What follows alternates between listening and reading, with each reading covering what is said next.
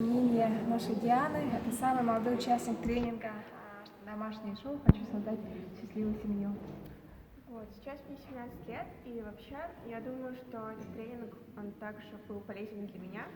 То есть для моих сверстников он тоже будет достаточно интересен, потому что отношения между мужчиной и женщиной, как бы это то, что нас ждет вообще не только в будущем, но то, что, ну, как бы, то, что происходит сейчас с нами, потому что мы общаемся с мальчиками, мы для того, чтобы вообще как бы создавать отношения, чтобы знать, как это делается вообще, да, вот именно сначала, мне кажется, это очень важно, и я получила такие знания, которые, правда, не могу получить, ну, как бы больше нигде, мне кажется. Ну, только если только не с опытом, как бы, приобретенным, а так где-нибудь, чтобы мне, ну, помимо там школы где-нибудь, не знаю, только родители, может быть, на своем тоже личном опыте могут рассказывать там какие-то друзья, знакомые, вот.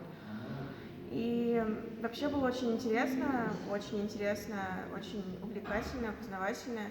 И хочу сказать огромное спасибо Женату за то, что он в такой доступной, наверное, форме объяснял как бы именно все вот эти, как это сказать? Ценности. Да, ценности, правда. Вот. Так что спасибо большое за тренинг, мне было очень интересно.